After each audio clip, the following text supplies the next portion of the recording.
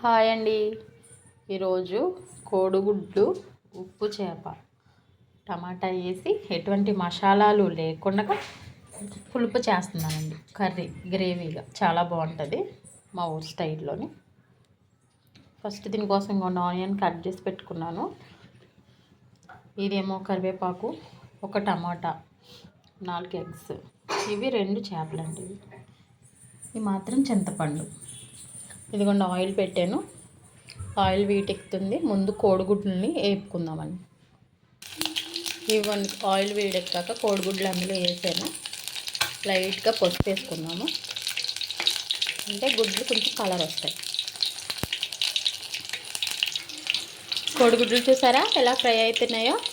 లైట్గా పసుపు వేసుకుంటే బాగా ఫ్రై అవుతుంది. ఇలా వేగడం వల్ల గుడ్డు టేస్ట్ బాగుంటుంది.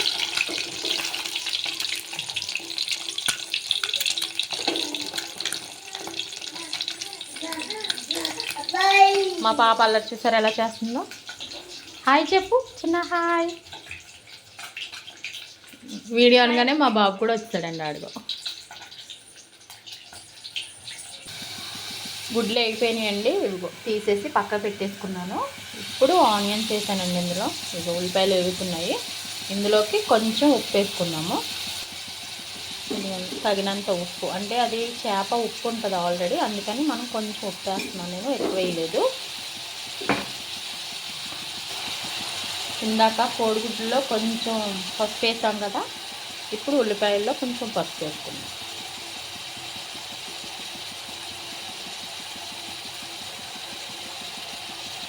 ఒకసారి తిప్పుకున్నాము. టేస్ట్ అయితే చాలా బాగుంటుందండి. పుల్ల పుల్లగా చాలా బాగుంటుంది.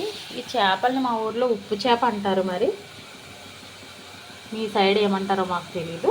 తెలిస్తే కామెంట్ చేయండి, సరేనా? ఇదిగోండి ఉల్లిపాయలు, పచ్చిమిరపకాయలు, కరివేపాకు ఇలా వేగినాయి. ఇందులో ఇప్పుడు టమాటా ముక్కలు వేసుకున్నాను నేను.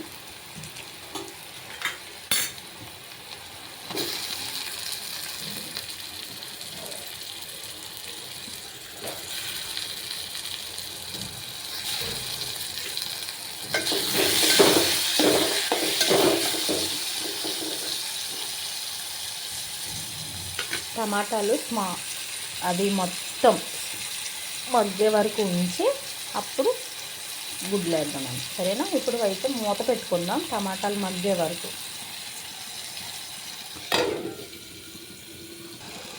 టమాటాలు మొత్తం మగ్గిపోయినండి. ఇది కొంచెం చూడండి, ఆయిల్ సపరేట్ అవుతుంది కదా. ఇప్పుడు ఇందులో ఎగ్స్ వేసేసుకున్నాము.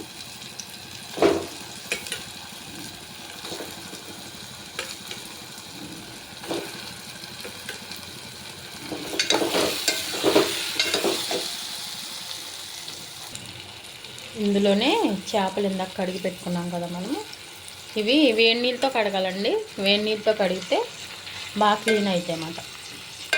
అంటే దీని మీద కొంచెం ఏమంటారు, ఉప్పు, పొలుసు అవన్నీ ఉంటాయి, అవన్నీ పోతాయి. చాలా టేస్టీగా ఉంటుందండి కూర అయితే మాత్రం అదిరిపోతుంది.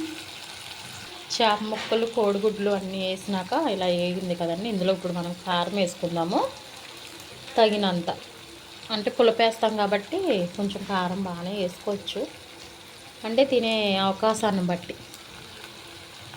నాకైతే కొంచెం ఎక్కువగానే తింటాం మా ఇంట్లో కారం. అందుకని కారం వేసాను కదా. ఇప్పుడు ఒకసారి తిప్పుకున్నాము.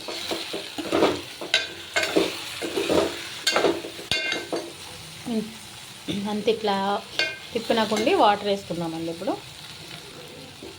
వాటర్ వేస్తున్నాను చూడండి. ఇందులో మనం మళ్ళీ చింతపండు పులిపేస్తాం కదా, అందుకనేసి కొంచెమే వేసాను. ఇది కొంచెం ఉడికినాక,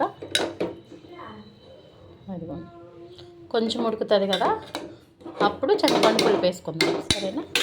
ఈ లోపు ఇందులో కొంచెం కొత్తిమీర వేద్దాము. ఎటువంటి మసాలా లేదు కదా, నీసు వాసన వస్తుంది అని అనుకుంటారేమో. అసలు అలాంటిది ఏమీ రాదు, చాలా బాగుంటుంది. అల్లం వెల్లుల్లి కూడా వేసుకోమేమో ఈ ఉప్పు చేప కర్రీలో. చాలా బాగుంటుంది టేస్ట్ అయితే మాత్రం. ఎటువంటి నీసు వాసన అట్లాంటిది ఏది ఉండదు. ఇదిగోండి కూర ఇలా ఉడుకుతుంది కదా. ఇందులో ఇప్పుడు మనం చింతపండు పులుపుని వేసుకుందాము. ఇదిగో ఆల్రెడీ నేను చింతపండు పులుపుని పిసికేసి పెట్టాను. ఇదిగోండి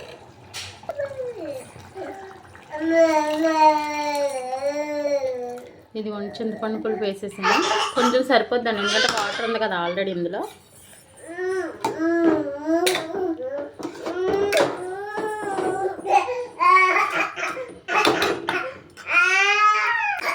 ఇదిగోండి చింతపండు పులుపు వేసేసాను. ఇది ఉడుకుతూ ఉంటుంది. ఉడికాక అప్పుడు మళ్ళీ చూద్దాం మధ్యలో ఒకసారి, ఓకేనా.